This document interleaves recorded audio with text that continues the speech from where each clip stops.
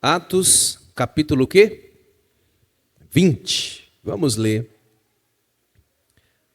a partir do versículo 22. A palavra de Deus diz assim: Agora, compelido pelo Espírito, estou indo para Jerusalém, sem saber o que me acontecerá ali, senão que em todas as cidades o Espírito Santo me avisa que prisões e sofrimentos me esperam. Todavia, não me importo, nem considero a minha vida de valor algum para mim mesmo, se tão somente puder terminar a corrida e completar o ministério que o Senhor Jesus me confiou, de testemunhar do Evangelho da graça de Deus.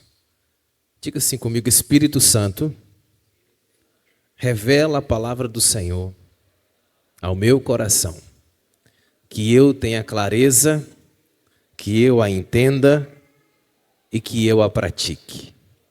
Em nome de Jesus. Amém e amém. Glória a Deus. Você pode aplaudir o Senhor Jesus? Aleluia. Esse texto fala sobre o apóstolo Paulo e ele estava a caminho de Jerusalém. Paulo estava com direção, com destino a Jerusalém, e ele tinha consciência que iria enfrentar dificuldades. Mas seu coração estava firme, ele não tinha dúvidas, ele tinha certeza da sua missão de proclamar o Evangelho independente do custo.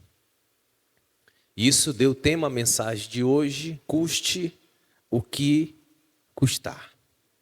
Ele tinha essa clareza, essa certeza, e essa mensagem vai nos fazer refletir um pouquinho sobre a importância de cumprir a missão, o chamado que Deus nos deu, que Deus nos chama, não só para sermos salvos, mas para cumprir a sua vontade aqui nessa terra também. Deus, ele nos chama, ele nos transforma, ele muda completamente a nossa vida e ele nos dá um destino, nos dá um propósito para que a gente possa viver baseada nesse propósito. Então, o apóstolo Paulo, nós vamos refletir nesse texto, independente das adversidades, nós vamos entender que mesmo diante das tribulações, vale a pena cumprir, custe o que custar. E vamos tirar algumas lições desses três versículos que nós lemos, 22, 23 e o 24. No versículo 22, a gente aprende que a nossa vida deve ser conduzida pelo Espírito de Deus. Talvez não seja tão simples assim, ser conduzido pelo Espírito, porque a gente tem a tendência a tomar as rédeas da nossa vida. A gente tem a tendência a ter o controle das nossas decisões. Imagina a sua vida como um grande navio. E você como capitão desse barco. Onde você tem um leme, onde você direciona para a esquerda, para a direita. Onde você dá potência aos motores para ir mais rápido ou ir mais devagar. Onde você direciona o destino. E aquela cabine de controle ali, onde todas as decisões são tomadas.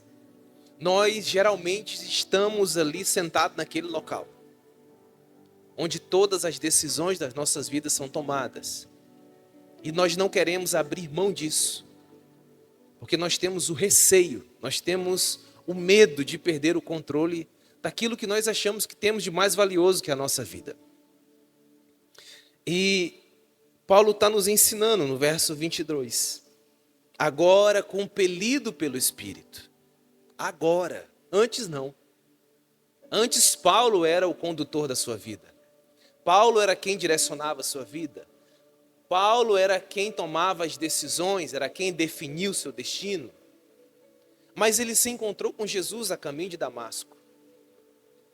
Ele teve um encontro verdadeiro com o Senhor, foi transformado. Agora já não era Paulo quem tomava as decisões. O texto diz que ele era compelido. E essa palavra, ela tem um significado de ser obrigado, de ser coagido, de ser pressionado, de ser submetido.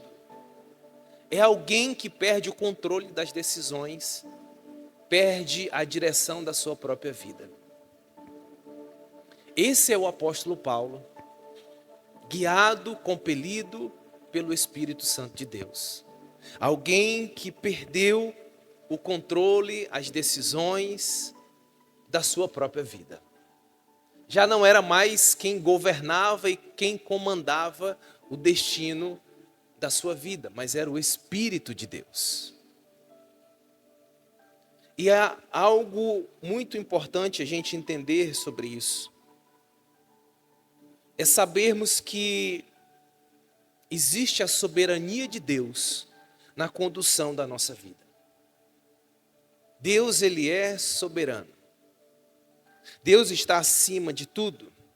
Paulo agora está guiado pelo Espírito, está sendo direcionado pelo Espírito de Deus. A soberania de Deus está acima da sua vontade. A vontade de Deus está acima da sua vontade. A sua vida já não é mais movida pelos seus caprichos, pelos seus desejos, pela sua vontade. Aquilo que eu desejo fazer, eu não faço. Aquilo que eu quero fazer, eu não faço. Tem uma viagem que Paulo tem o desejo de pregar num local, e o texto Lucas vai escrever dizendo assim: Paulo foi impedido pelo Espírito de Deus. Eu desejava pregar naquele local, mas o Espírito Santo me impediu de pregar. Ele me direcionou para outro canto.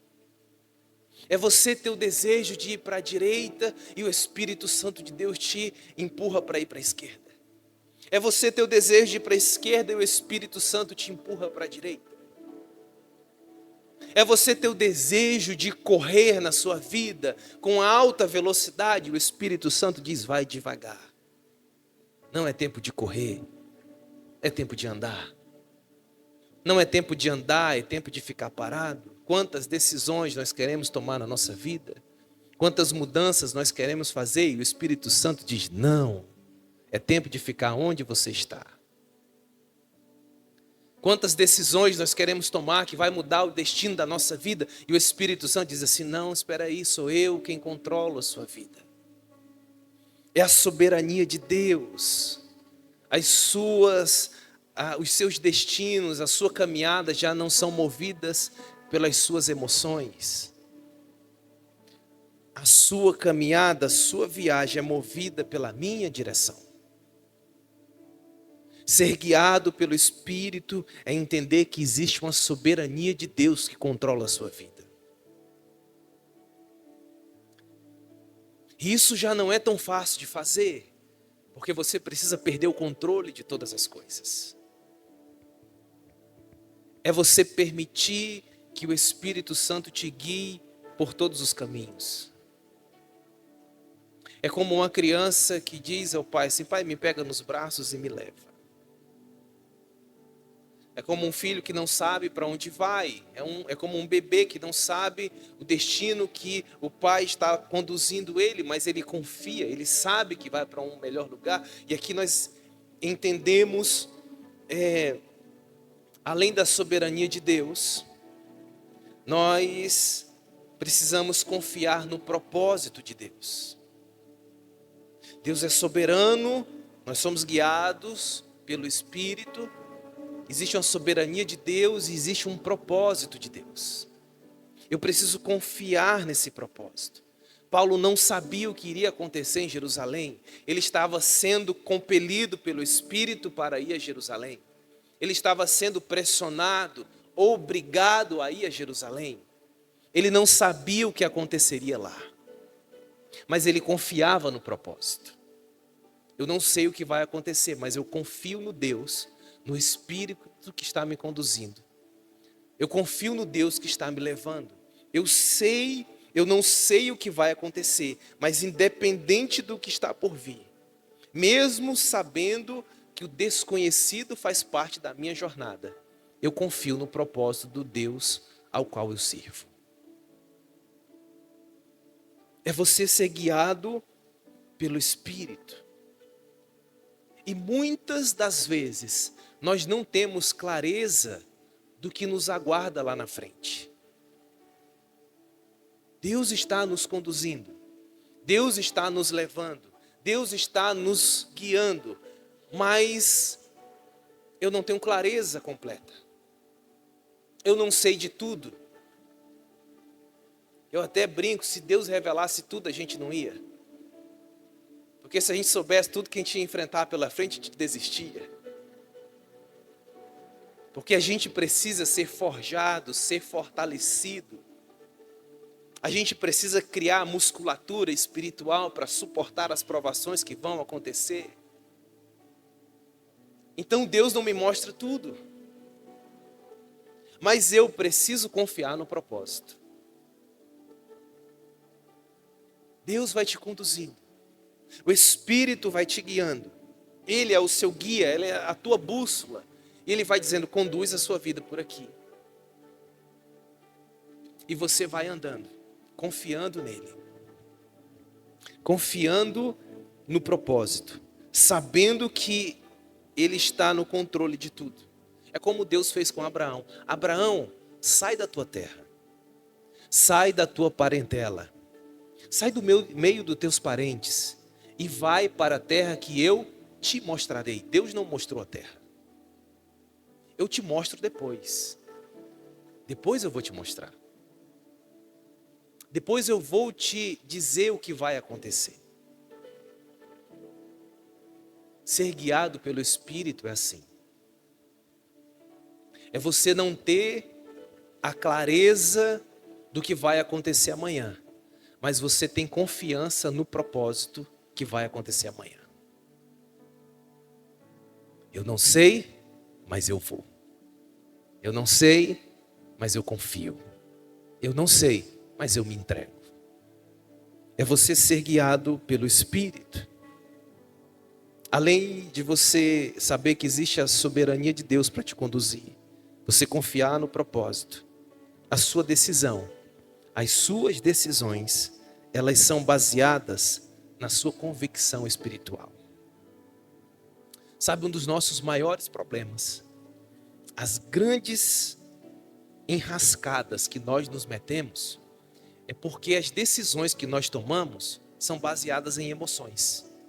A maior parte dos rolos que a gente se mete, porque a gente toma decisão baseada em emoção.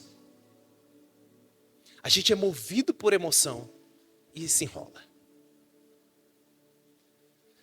Se tirasse a emoção na hora de você decidir, a maior parte dos problemas da sua vida desaparecia. A maior parte. A maior parte dos problemas financeiros da sua vida desapareciam. Se você tratasse o dinheiro de forma racional, você não comprava a maior parte das coisas que você compra. Você não gastava o dinheiro da forma como você gasta. Você não vivia em conflitos, em problemas com as pessoas, no trabalho, na família, porque todos os problemas que são gerados na família, 99% deles são gerados por causa de decisões e ações tomadas de forma emocional. Porque você deixa a sua emoção decidir por você. A sua emoção falar por você. Na hora em que a sua emoção aflora, você deixa a decisão tomar de conta. Você toma a decisão movido por um sentimento. E não por uma convicção. Não por uma certeza espiritual. E Paulo aqui está mostrando diferente. A decisão dele não é baseada por um impulso momentâneo, mas é por uma convicção espiritual. Eu tenho convicção de que minha vida é conduzida pelo Espírito Santo. Eu tenho convicção da soberania de Deus. Eu tenho convicção do propósito. E eu confio nesse propósito. E as minhas decisões não são baseadas em impulsos emocionais. Eu não sei o que vai me acontecer em Jerusalém.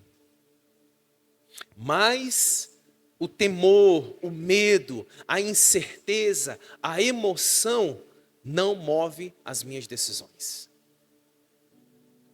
Eu sou guiado pelo Espírito Santo de Deus. Você está conseguindo entender a palavra de Deus? Feche os seus olhos. Repete comigo essa oração. Diz, querido Espírito Santo. Diz com carinho ao Senhor. Diz, querido Espírito Santo. Toma de conta da minha vida.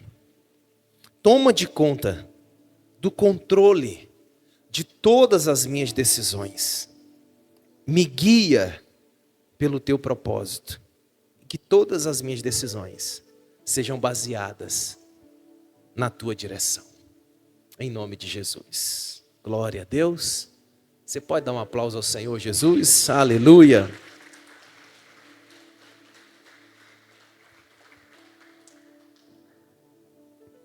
Vamos seguir ao segundo versículo que nós lemos, o 23.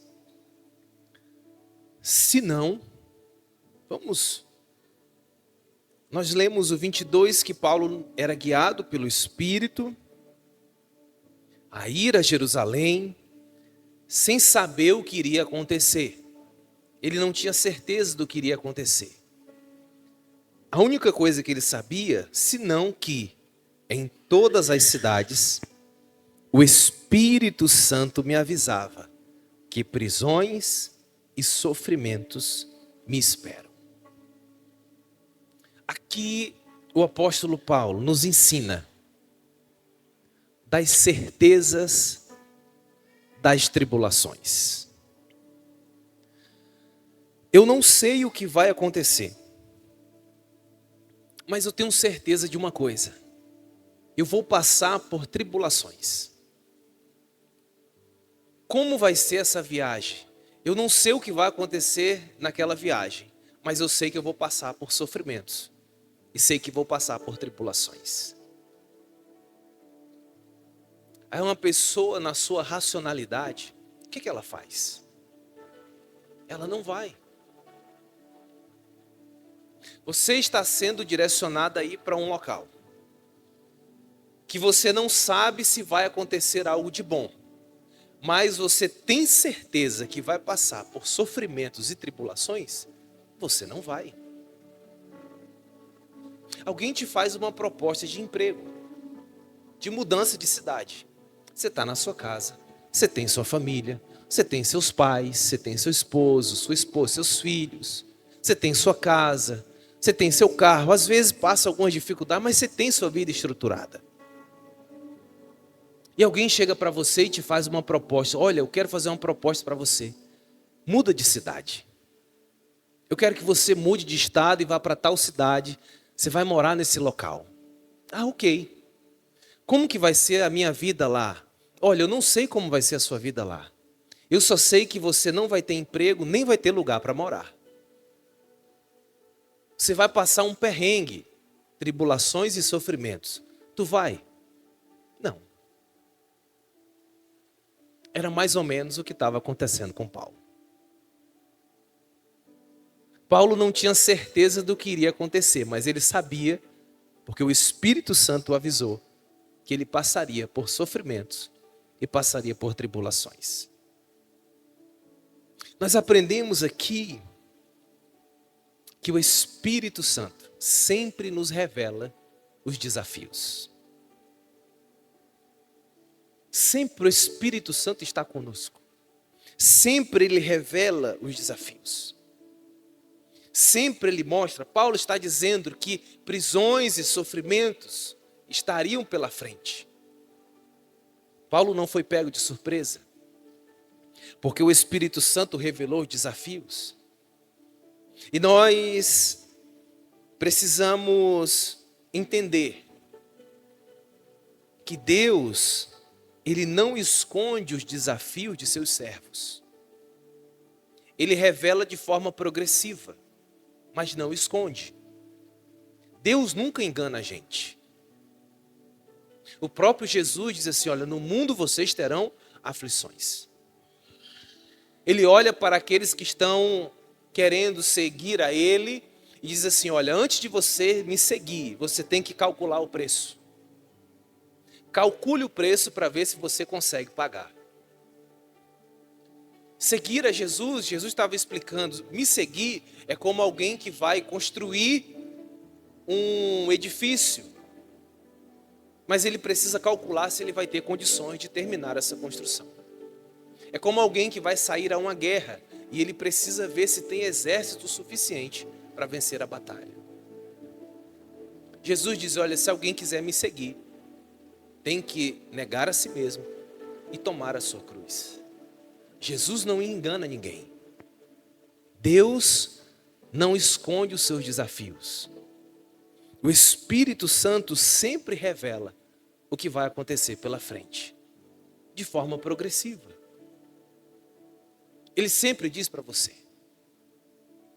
Quando você começa a caminhar com Cristo, talvez você esteja esperando você passar pela rua, alguém te abordar e dizer assim, olha, espera aí, eis que te digo, o Senhor te fala assim, assim, assim, assim. E isso nunca aconteceu com você. Mas você está na célula, você está no culto, você busca a palavra de Deus, você ora e a voz do Espírito Santo ela vai ao seu coração. E ele vai falando contigo, ele vai dizendo para você tudo que você precisa fazer, tudo que vai acontecer com a sua vida, todos os desafios que você vai enfrentar. Muitas das vezes nós não queremos escutar a voz do Espírito Santo, porque nós queremos um caminho de facilidade e um caminho de fartura, como se a vida com Cristo fosse um parque de diversões. Aí o Espírito Santo está dizendo assim, olha, você vai entrar num campo de batalha. Aí o teu coração está dizendo assim, não, mas eu quero o parque de diversões. E o Espírito Santo está falando ao teu coração, você vai entrar num campo de batalha. Não, mas eu quero o parque de diversões. Não, mas não é parque de diversões, é um campo de batalha. E você se fez, não, mas eu quero o parque de diversões.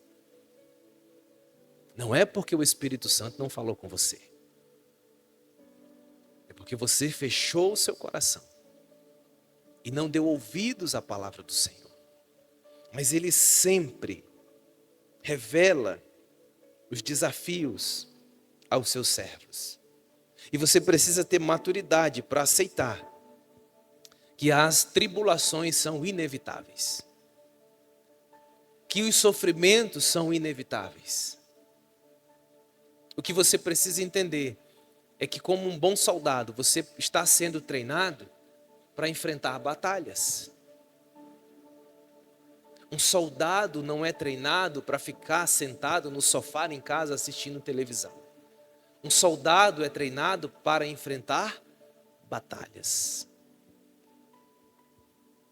Ele está sendo preparado, forjado, equipado para enfrentar desafios.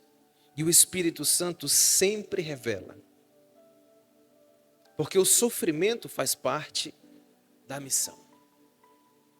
E nós precisamos ser obedientes a Deus. Ser obedientes ao propósito. E ter fidelidade no meio da adversidade. Em nenhum momento você vê o texto dizendo que Paulo hesitou, que Paulo buscou um plano B, que Paulo quis desistir, que Paulo disse assim, não, peraí, vamos ver outra opção, vamos ver outro jeito. Será que não dá para fazer uma transmissão online? Não, porque se eu vou enfrentar prisões, vamos fazer uma transmissão online, deixa eu mandar só uma carta, deixa eu mandar só um mensageiro, deixa eu mandar só alguém no meu lugar. Mas não. Ele diz assim, eu estou preparado, não somente a viver por Cristo, mas também a morrer por Ele. Ele sabe o que lhe aguarda. Em nenhum momento ele pensa em fugir do seu destino. Ele é fiel no meio das adversidades.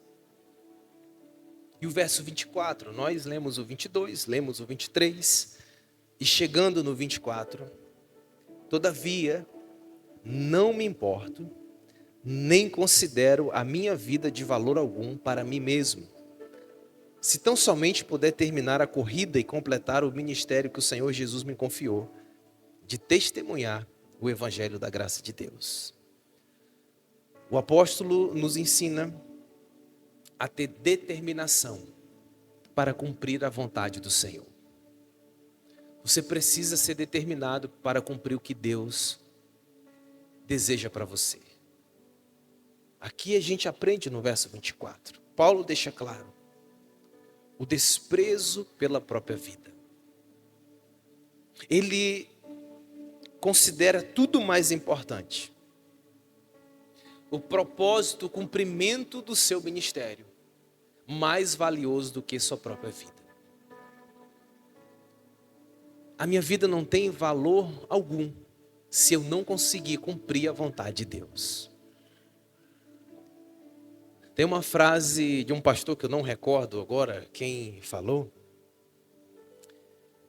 mas ele diz que o maior fracasso de um crente é ter sucesso onde Deus não plantou ele.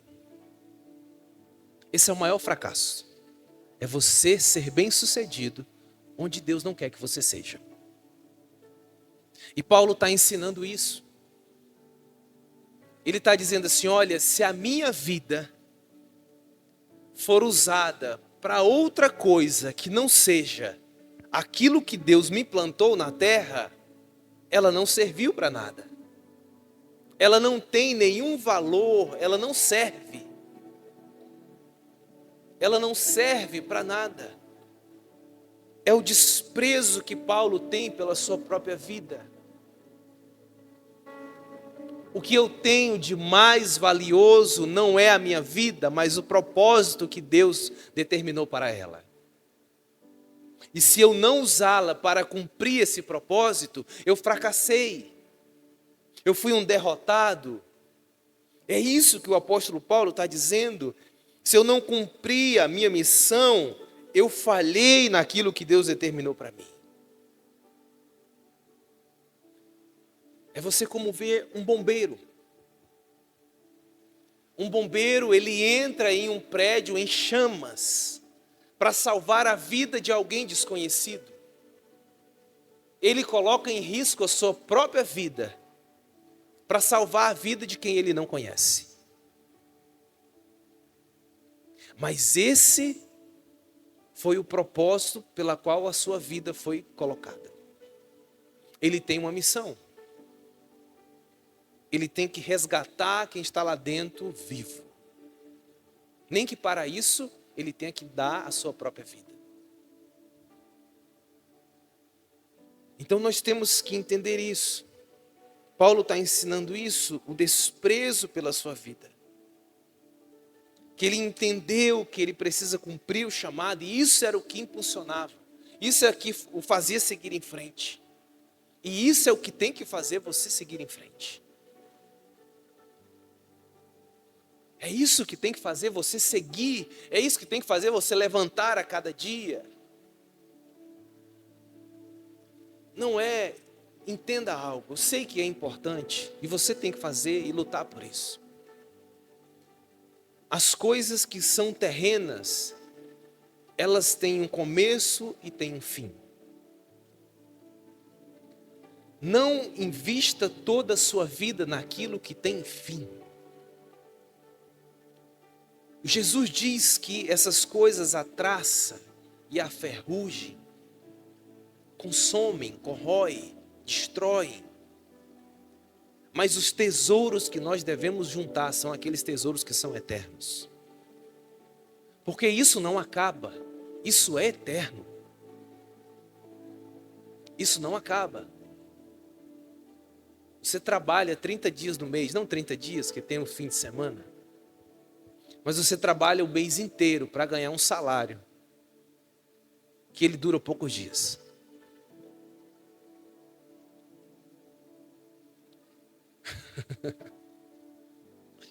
Tem gente, você vai trabalhar amanhã, gente. Não estou dizendo amanhã acorda cedo e vai trabalhar, tá? Mas para você entender,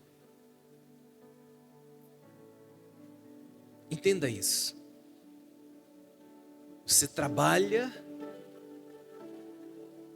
para você se alimentar, para daqui 3 horas você já estar com fome de novo. Porque as coisas dessa terra, elas são passageiras. Ela tem um começo e tem um fim. Você doa a sua vida, investe a sua força ao máximo. Para você comprar algo de valor e você compra e aquela coisa se acaba. Porque as coisas que são terrenas, elas têm começo e têm fim. Você tem que entender que as coisas que são terrenas, elas são para você desfrutar aqui na terra, e a sua visão vai estar correta. Eu vou trabalhar para que eu desfrute aqui na terra, ok, perfeito. Eu vou ter dinheiro para que eu possa cumprir o meu propósito aqui na terra, ok, perfeito. Mas esse não é o fim da sua vida. Esse não é o maior propósito da sua vida. Deus não salvou você para você ficar gastando toda a sua vida nas coisas que têm começo e têm fim. É você olhar para as coisas que têm começo e não têm fim. As coisas que são eternas. E o propósito que Deus coloca, o chamado que Deus coloca na sua vida, são coisas que são eternas. Quando você vê Salomão na sua sabedoria, já na velhice, ele já não é mais aquele homem do livro de Cantares, apaixonado, jovem. Nem é mais aquele homem de meia idade, de sabedoria do livro de Provérbios. Mas ele já é um velho, idoso, já no fim da vida, do livro de Eclesiastes. E ele começa o livro dizendo assim: vaidade de vaidade. Tudo é vaidade. Se você for numa tradução mais nova, ele vai traduzir melhor, ele vai dizer assim: tudo é sem sentido. É alguém sábio, na sabedoria que Deus está dando, já nos seus últimos dias, já na velhice, ele está dizendo assim: tudo na vida que eu vivi até hoje foi sem sentido.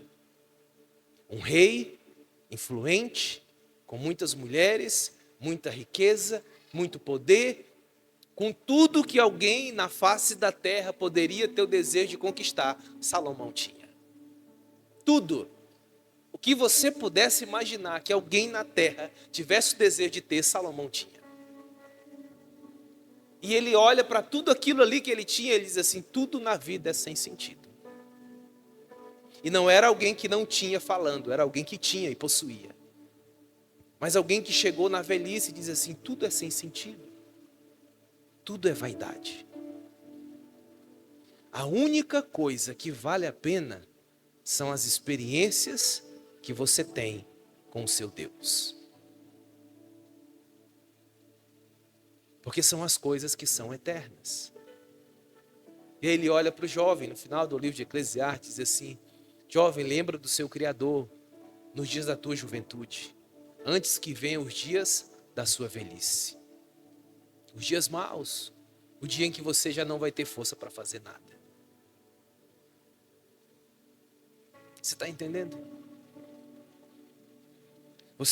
Paulo, ele está nos ensinando aqui que a nossa vida, ela não tem valor se ela for usada para conquistar as coisas que têm começo e têm fim. Mas ela é preciosa se ela for colocada para cumprir o propósito e o ministério para qual Deus confiou. Ela não tem valor algum para mim, mas se eu puder terminar a corrida e completar o meu ministério, o ministério que o Senhor me confiou, aí eu terei sucesso. Viver debaixo da vontade de Deus, fazer aquilo que o Senhor determinou, você vai ter sucesso. Você vai ter a aprovação de Deus. E Paulo está dizendo que o ministério dele foi testemunhar o Evangelho da Graça. O centro da nossa vida é testemunhar o Evangelho da Graça. Tudo na nossa vida, tudo que você fizer, tudo que acontecer na sua vida, tem que refletir a graça de Deus. Os outros têm que olhar para você e ver o Evangelho do Senhor. Tudo na sua vida, na sua família, no seu trabalho, nas suas ações, tudo. O Evangelho da graça de Deus tem que ser pregado através da sua vida. Mesmo que sejam sem palavras, mas com ações. O Evangelho da graça é como se você fosse um embaixador, um representante do reino de Deus, através das suas ações. Você conseguiu entender? São 3 versículos que nós lemos. Atos capítulo 20, o versículo 22, somos guiados pelo Espírito de Deus. O versículo 23, nós vemos a certeza das tribulações. E o versículo 24, a determinação para cumprir o ministério. Nós aprendemos que isso marca a vida daqueles que seguem a Jesus. E que mesmo diante das adversidades, você possa viver o chamado de Deus com alegria, sabendo que o propósito de Deus na sua vida precisa ser cumprido, custe o que custar. Você pode dizer para quem está pertinho de você, diga: meu querido irmão, não desista de ser guiado pelo Espírito Santo. Mesmo diante das tribulações, seja determinado em cumprir a vontade de Deus, custe o que custar. Aleluia!